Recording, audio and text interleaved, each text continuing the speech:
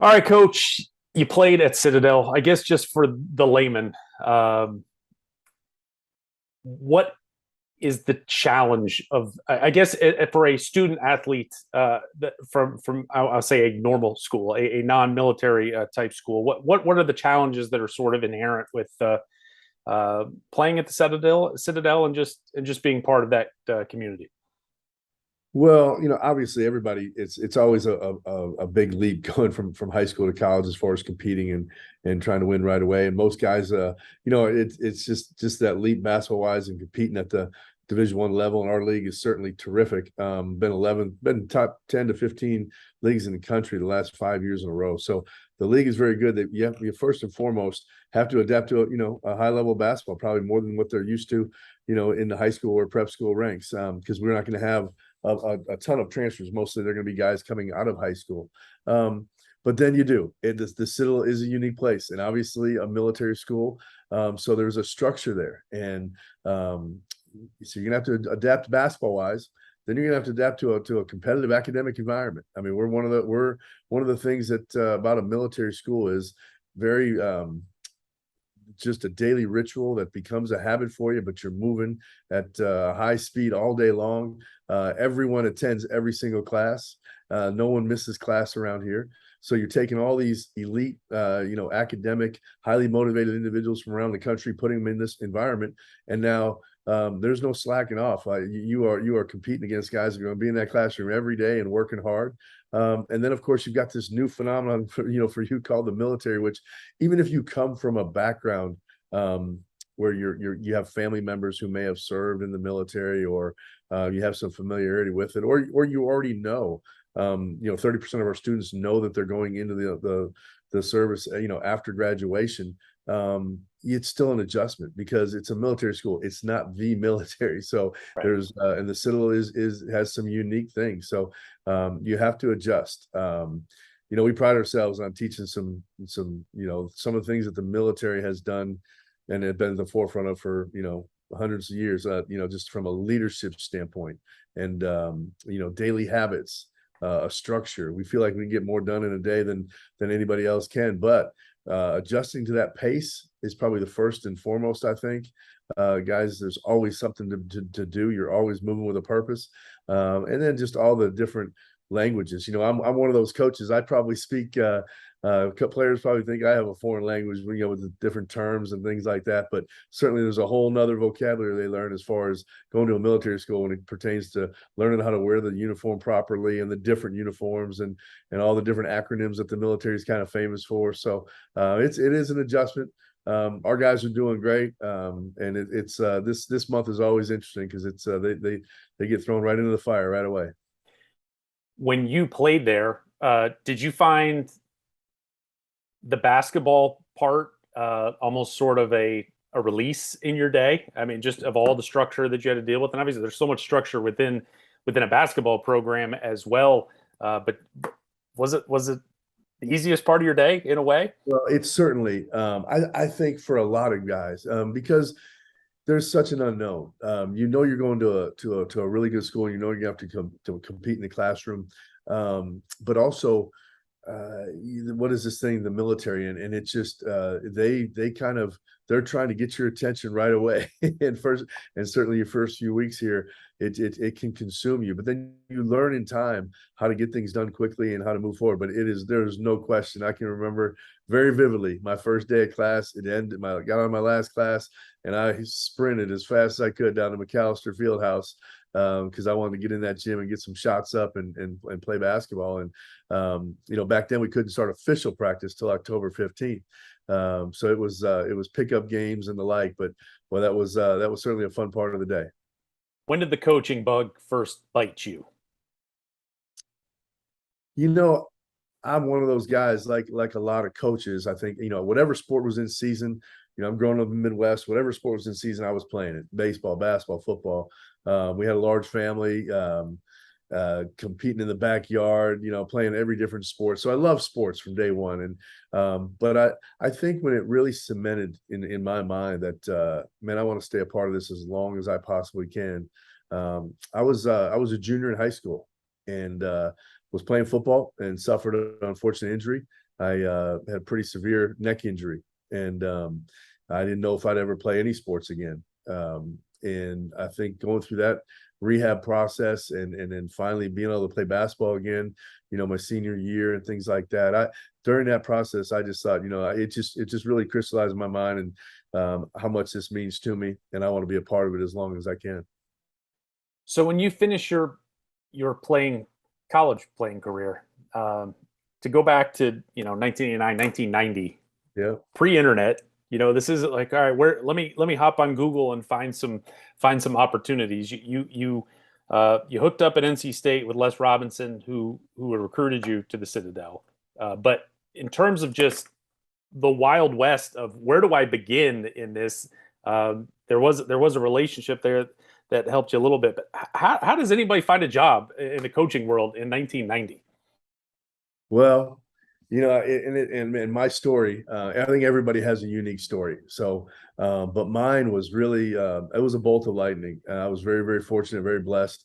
I think what you try to do is you try to get out there, work, and let people see you work, and really try to develop as many close relationships as you can. What happened with me, and again, I told you I had to. So, my junior year in high school, I have this injury, and then I proved that I can play again. But I really wasn't considering the Citadel. But going through that, they were the one school that stuck with me the whole time that I was injured. And I wondered at first whether they knew I was hurt because everybody else dropped off. But because of that, I promised Coach Robinson, Les Robinson was the head coach at the time, that I would officially visit. I couldn't promise him that I would go to the Citadel, but I promised him I'd officially visit.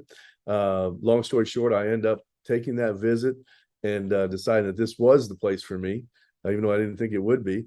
And then I come here. I have a great experience. I'm getting ready to graduate. I had work camps every summer.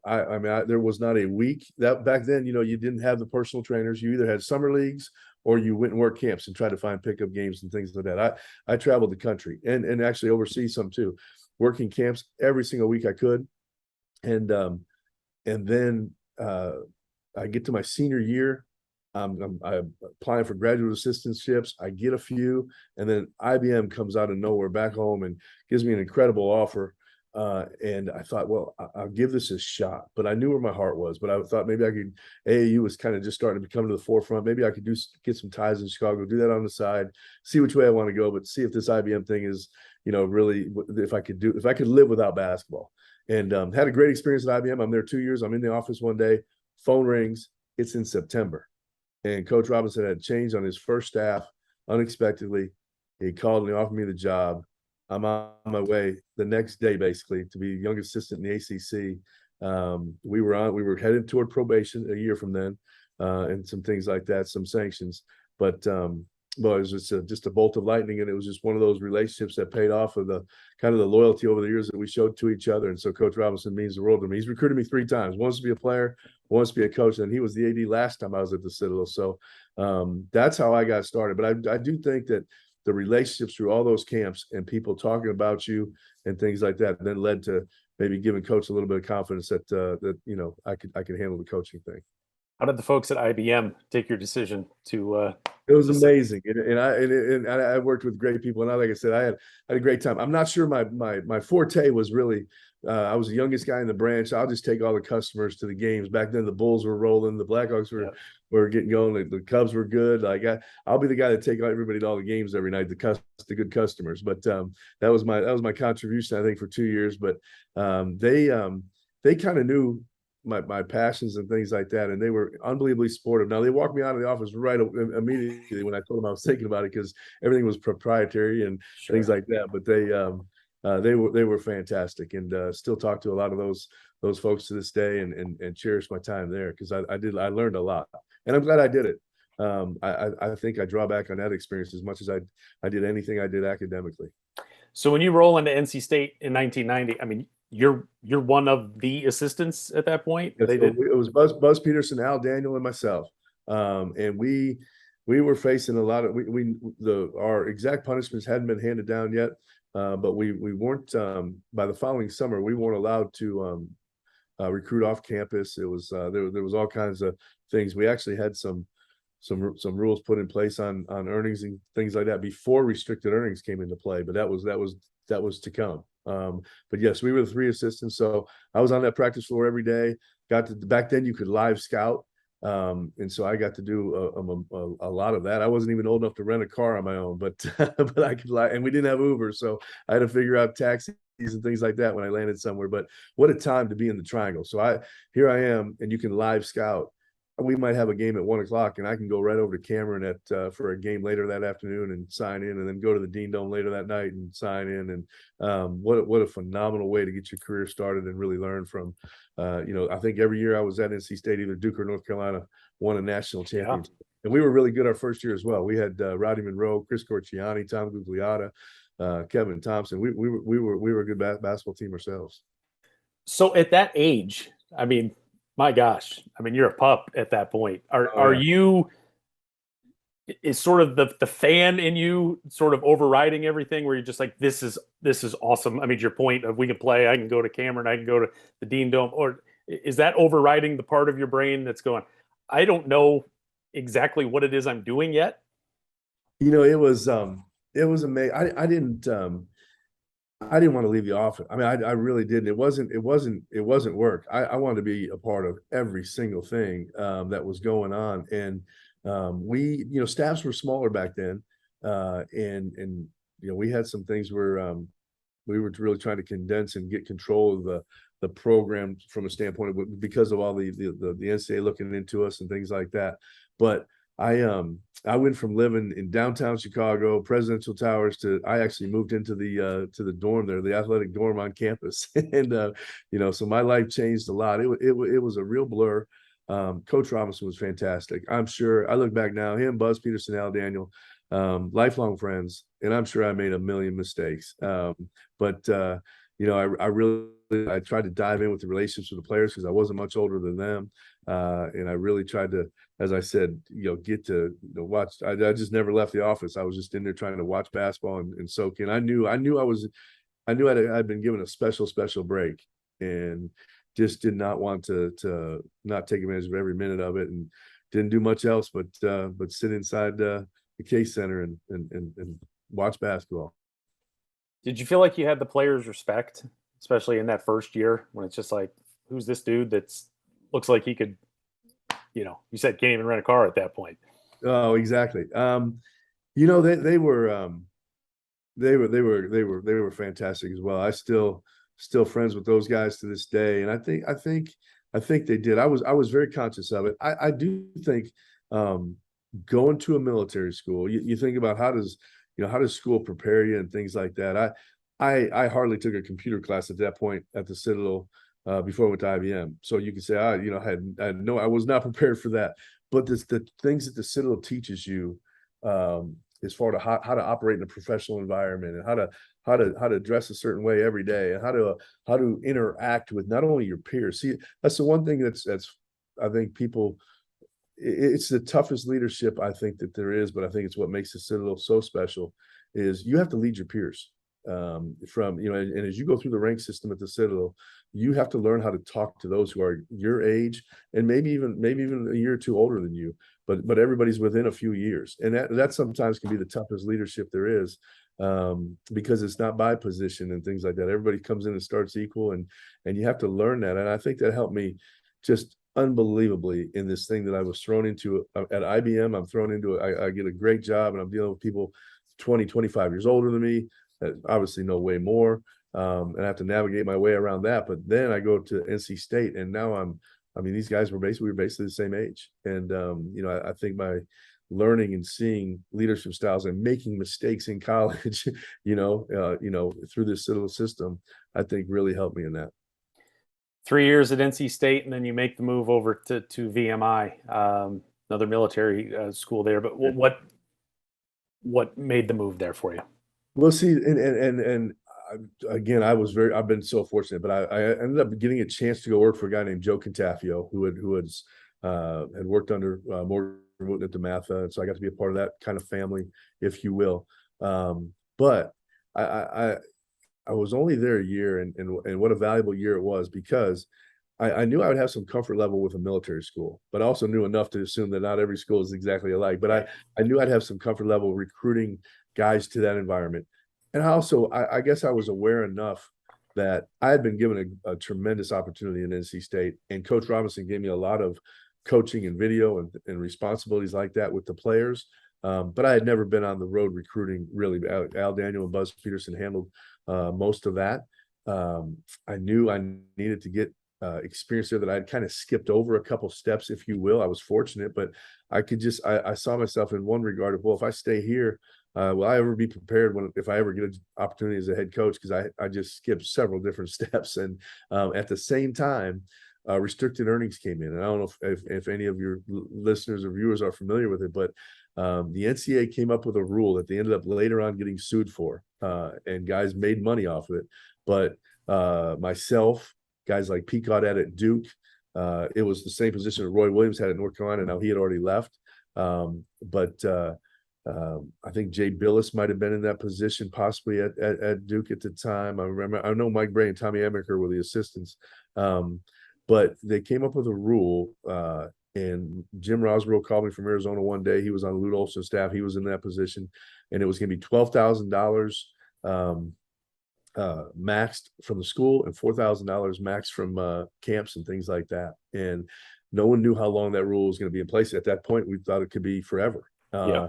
Well, and now I'm 3 years older, right? And I just thought, I want to get out on the road and recruit and prove myself there anyway. I don't know how long this is going to lay. Between Coach Robinson and I, he kind of advised me. He thought it would be a great move for me, and perhaps come back after that.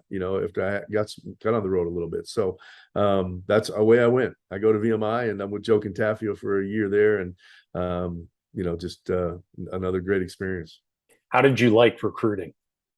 Loved it, and I thought, I was kind of in heaven. Back then, still leagues were big, and so the DC leagues, like the Kenner League and things like that, those were big. I was able to go up into DeMath. I was right there near Hargrave and VMI, the prep schools in Virginia. I think Virginia and DC and all that area is great. And then I'm from the Midwest. I'd gone to school in the Southeast, and now I can start getting up in the Northeast a little bit and gaining some of those connections and things like that. So, but I just loved it. And again, I was working for a great guy, Joe Cantafio, who really kind of helped, guide me and mold me and things like that, and showed me the ropes. When you get out the first time, and you got the polo on, you're going into the gym, trying to sell VMI. Again, just from that standpoint, you've been in it a few years, but this is the first time for this part of the job. Did you feel comfortable? I mean, or was it kind of you're looking around trying to make sure you're doing the right thing? That's a great question. I don't think anybody's ever asked me that question, because I don't think I've ever talked about it. But and I'm sure some of the older coaches or people who have been around will remember what this was like. But so 5 stars my first stop. And I remember Coach Cantafio, as I'm going, he said, well, you can go to 5-star, but you remember now, every coach in the country is there. We got to go off the beaten path. So when you go to 5-star, even go to those courts where there's no coaches there, and watch those games really close and find that sleeper. But then I'd really like you to go to DC to the summer leagues and things like that. And I go to 5-star, and there's no, Garf, there was no rosters, there was no numbers, there was no nothing. I'm just watching guys run up and down. There's coaches everywhere. It's just chaos. As far as it was well run, but as far as me trying to figure out who was who and who's any good, and again, Garf always wanted you to establish a relationship with the coaches, so he wants you to ask them. Well, here I am, first day on the road. I don't know anybody, and I certainly don't know who I can talk to or whatever. And the guy's coaching the game, so and then I'm like, and he wants me to go to Coach Kentucky wants me to go to court where there's no coaches around, other than that to ask. So, boy, my head was spinning when I left there. I don't even know if I had one name written down. I don't even know if I knew one kid's name. I had some body descriptions, but that was about it. And then I went down to DC, and it was kind of more of the same. And I said, man, I have been living a sheltered life, because I have a long way to go. 1 year, Coach Cantafio leaves VMI and goes to Furman. Any natural? I mean, he's taken you. There was no question, or was there a little lobbying to get you to make the move on either of your parts? It was good. Yeah, we jumped right in, and we were able to sign a really good young man right off the bat named Chuck Vincent out of North Carolina. We left behind a really good young group at VMI. But again, I think I was really fortunate because Furman, a Southern Conference school, I was familiar with the league, South Carolina, those kind of things. And I'll be honest with you, I was very happy at that point. Okay, I felt like I got a year recruiting in, but I'm not sure how good I really was, how effective I was. And I get to kind of restart, at Furman. So I was really excited for that opportunity, in getting down there, just to try to continue to improve as far. And Coach Catafia he was terrific as far as giving me a lot of responsibility with recruiting and with the program. And again, I'm with a guy named Bruce Evans, he's now an assistant in North Florida. Joe Wooten, Coach Wooten's son from DeMatha, joined our staff. I've been very, very blessed with, the guys I've been around and to learn from them. But that was a great start for me. And I felt like Furman was where I really figured out kind of how I wanted to start, what I would do if I was ever to get a head coaching job. Well, in the middle of that 1997 season, Coach Cantafio says he's going to step down at the end of the year, and you end up going to Pride of the Peach Belt Francis Marion there as a head coach. So I guess if he doesn't resign and sticks around, has the head coaching thing even popped into your head at that point? I mean, you're still young in the game, or was his resignation that sort of just the first domino for you to go, well, let's start looking around at some other opportunities? Another great question. I think I was thinking in my mind, I would like to get out there and possibly get on the floors and run my own program and just kind of see, because as I said, I was starting to, now I'm 7 years in the coaching thing, and just thought I'd really like to get out there and try some things. But my wife, who is phenomenal, the best coach's wife in history, but remembering that, so we were engaged in Raleigh. She thought she was moving to Lexington, Virginia. Before that year was up, we get married in Raleigh a year later, but we're moving to Greenville, South Carolina, because that VMI thing was only for a year. We got engaged my last year at NC State, so she was indoctrinated into the coaching life right away. And then I remember coming home, and when Coach Cantafia resigned, she said, "How was it today? How was things today?" And she didn't know yet, and I said, "Well, I'm officially a coach, and you're officially a coach's wife, because we might not have a job, and." But that certainly spurred me to go ahead and pursue the Francis Marion opportunity. But I was kind of, I was already thinking that way. I don't know that I would have gone to Francis Marion or applied for that job or been as, eager to go, although it turned out to be a great situation for me. But in the back of my mind, I was starting to think that way. My first TV job was in Augusta, Georgia, and so I was at USC Aiken and Augusta State right during that time. So we probably walked past each other 20 some odd years ago and didn't. Each was good. Well, a lot of those teams are Division I now. I know it. I thought they looked like it back then. I was shocked by just the whole introduction into Division II basketball. I had never been at any other level, and boy, there were some talented players.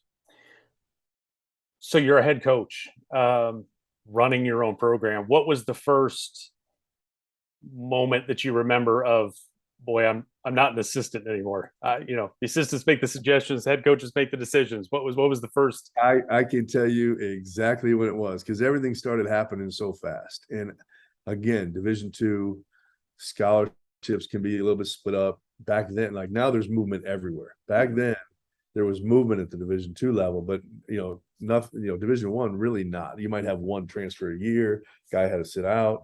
Every scholarship was a full scholarship, and I remember I was there just a very few days, and I was literally down to one player, and then I was trying to figure out the whole scholarship thing, and the president called me. Maybe it was like 3 days on the job, and he called me. Basically, he wasn't getting on me. He was wanting to see how I was doing. But he had heard that I was kind of down to one player, and he was like, "You sure you got this?" And I told him that I was. If I could have saluted, I would. I said, "Yes, sir." But no, I remember I walked right out of his office down to our admissions office, and there was a guy there named Mark Sandy. You talk about how small world, but Mark Sandy had at one time been assistant at VMI. I was on a couple staffs later. I was there. Now he's in our admissions office. He later went on to be an athletic administrator at several different schools, great guy. But and he kind of started laying down transcripts that I had, how much we could give this kid from, financial aid, what he would get this way, all those kind of things that started coming together. But boy, it was 3 days in, and I was like, I don't even know if I'll have a team to play with next year. How did you enjoy? I mean, was it like the first taste? You're like, this head coaching thing is for me. Well, I started out great, but it ended really quickly. I enjoyed the teaching right from the very beginning, and the women's coach at the time, I was the president of France Marion back then. The guy named Lee Vickers he had hired him and Gerald Griffin, the athletic director, had hired some great coaches, I thought, and in all sports. And the women's basketball coach was Wes Moore, who's now the head coach at NC State. So I actually lived with Wes when I first got there, and all those guys really helped me out a lot. And I loved getting on the floor and really being in charge of the whole teaching process. And I enjoyed, what I didn't realize is how much I would enjoy recruiting as a head coach. And a lot of people I don't hear many people say that, but I love the fact that I get to now have the final say. If I see a kid I like, I can say we go, right away, no hesitation. And so I love that part of it. And obviously I recruited really quickly that summer. And then we get there, and our first game is against my alma mater, the Citadel. And we go down there and get really fortunate. They had a good team that year, but we played great, especially in the second half. We get the win.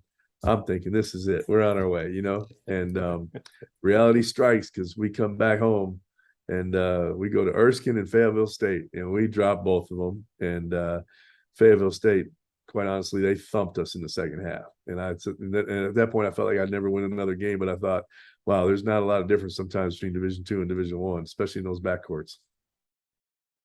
You guys are amazing to me. It's just the coaching, the wins and sometimes the losses from 25 years ago, the specificity of the memories is fascinating.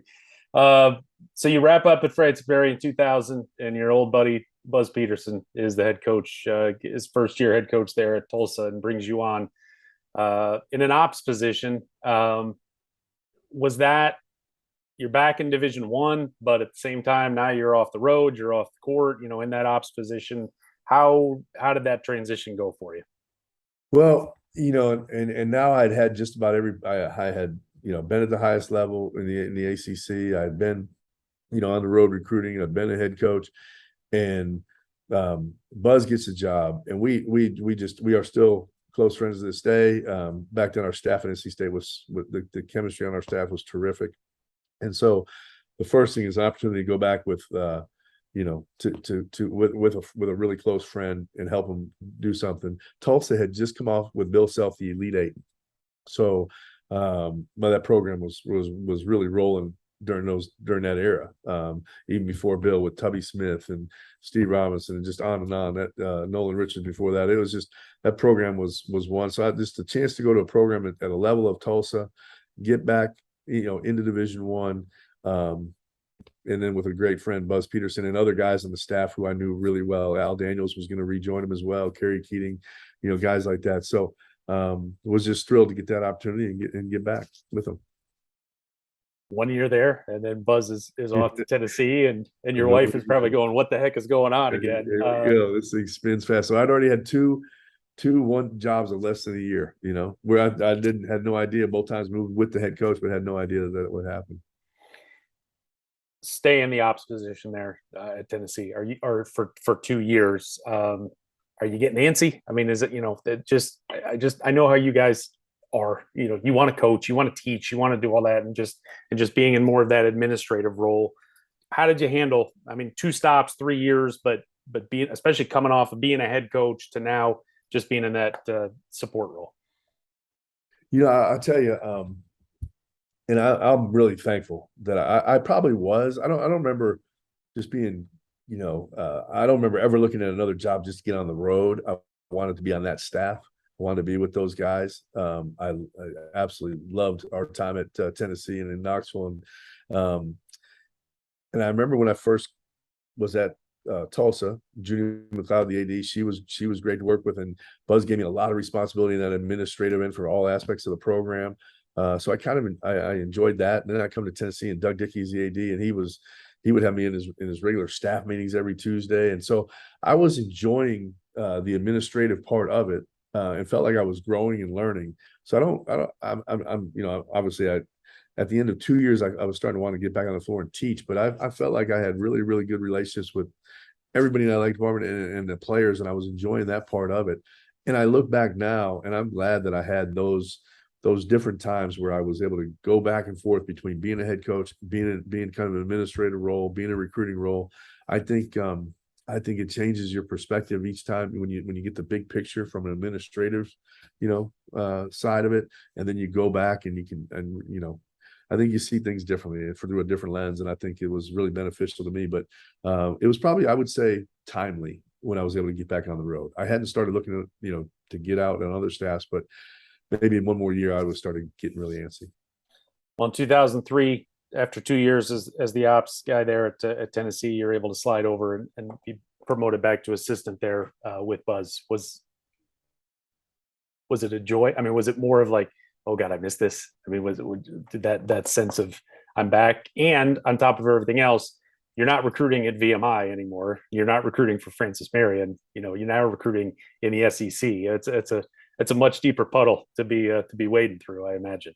No question, no doubt, and I was glad. I was glad that again I drew back on my experience at NC State, and then just kind of being around. But I definitely the joy to be back out there teaching. And man, I think about I can remember the first few practices because again, Buzz gave me a lot of responsibility in the player development part and doing some of the workouts and things like that. And we had a really, really neat, special group of young guards that had so Chris Lofton was a freshman. Jawan Smith was a freshman.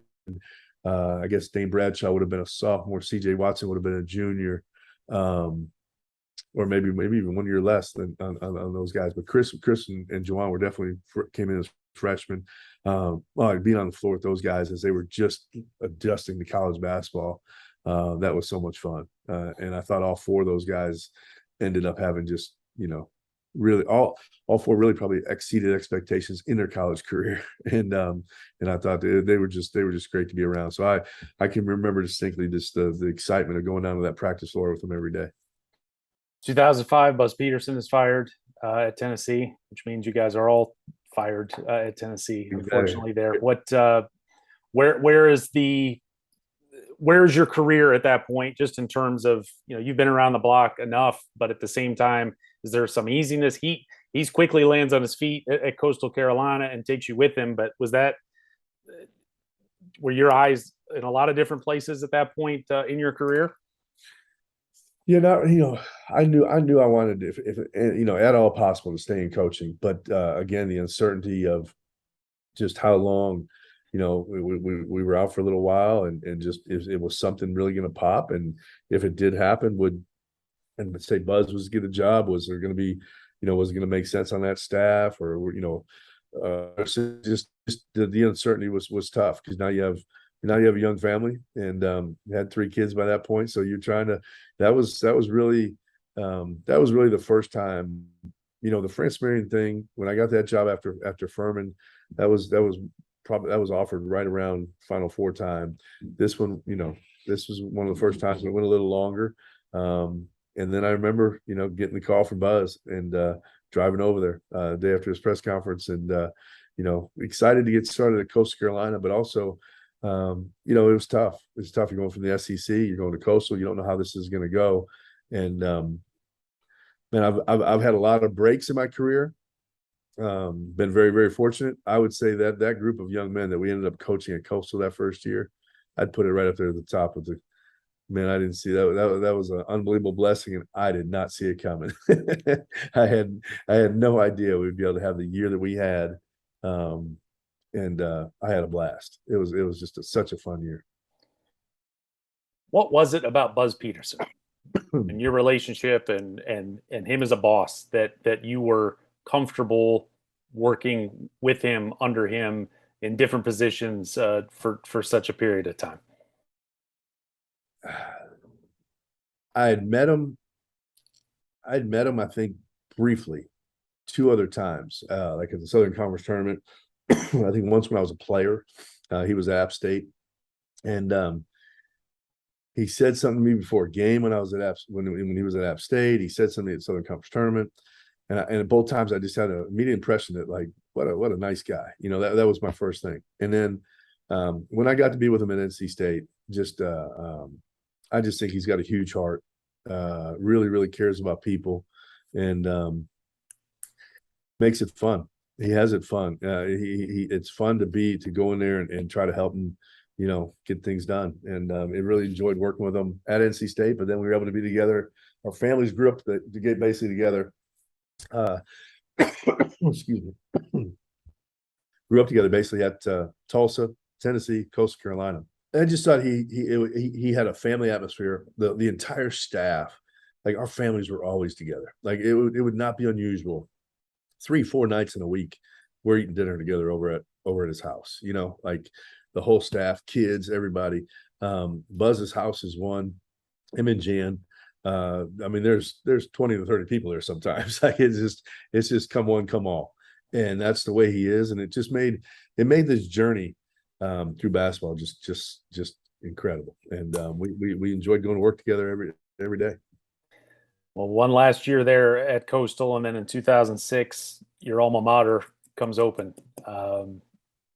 Was this a no brainer? You were going to go full bore and attack this job and everything you could to get it?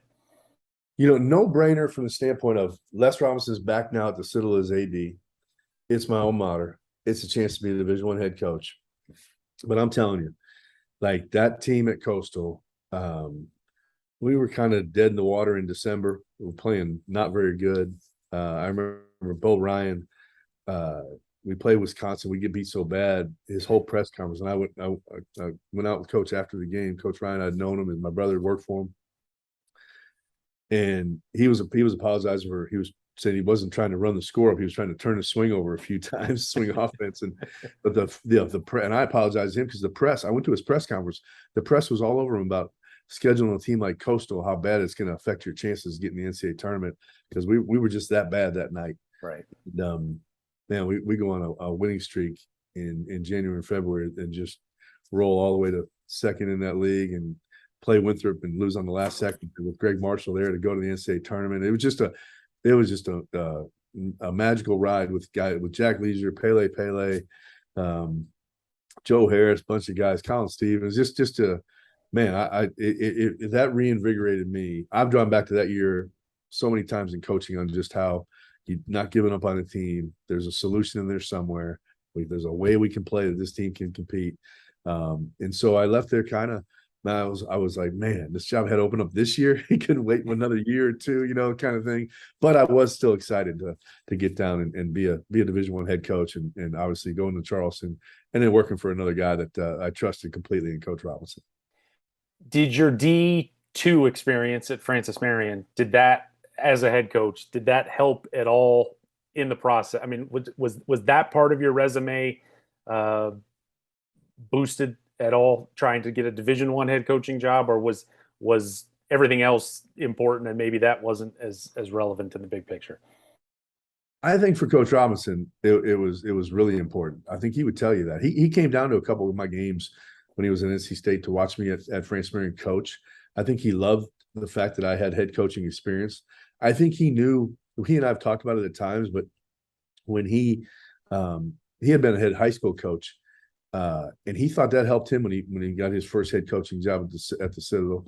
I think he valued that part of it, that someone had been a head coach before, and a lot of the previous Citadel coaches had not been a head coach. I know for me, it benefited me a great deal. As I told you, I got down to one scholarship player. At the Citadel, sometimes you can have some roster turnover, a little more than other places.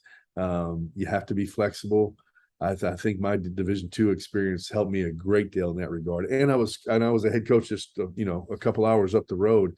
So again, the recruiting contacts, those high school coaches seeing me as a head coach, things like that, I valued tremendously by it.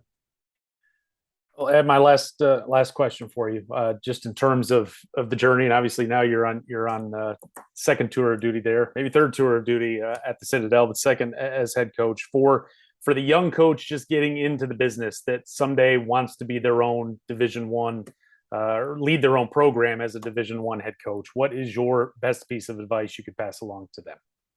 Well, I hope I can give some good stuff here because I've got two sons who I have not been able to talk out of going into coaching. So I have one son who's an assistant coach at Southeastern Louisiana and O'Reilly, and then my other son Hunt is on our staff here as a graduate manager now. But you know, I do think I think the networking, which is different now because you can't go about it like I did by working. I mean, I worked probably 40 some weeks at camps through my senior year, so high major contacts, at all those stops and traveling the country.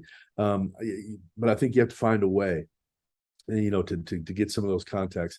And I think the networking, I think the variety of experiences, I think there's a couple ways to look at it. You can get in somewhere and lock in with one guy, and really ride that a long way. And I think sometimes that can be, great. It can be very comfortable. It works for some. I just, as you can tell by my career and the different stops I've had, I think I've really benefited by moving around a little bit, especially younger. It's harder when you have a family, but hopefully you take those years in your 20s and you be willing to move, be willing to go wherever. I think that can help you. And I think this, I think it's better sometimes to be in a smaller group. I was fortunate. People see the resume and they say NC State. Well, but because we were hit with the different probation and restrictions and things like that, we weren't even allowed to hire. We weren't allowed to hire a big staff. We couldn't even have former players in the office, at that time. And so I was forced to do everything. Like I said, I lived in the dorms of the players. I was a full-time, I was an assistant coach. I was able to go scouting.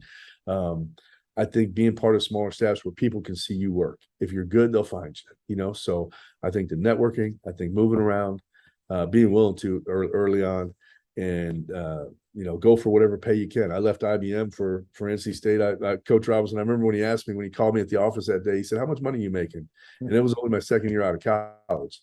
And I told him, and the phone just went silent. And he goes, "Well," "I'm offering you a heck of a job, but it's going to be a long time before you make that kind of money, So, and he was right, but I think so. I think that's it. I think that's a perfect example of a networking thing. I didn't play for him, but we stayed in contact. We worked the network. We're willing to take a pay cut, move wherever, but then go to places where they can see you work.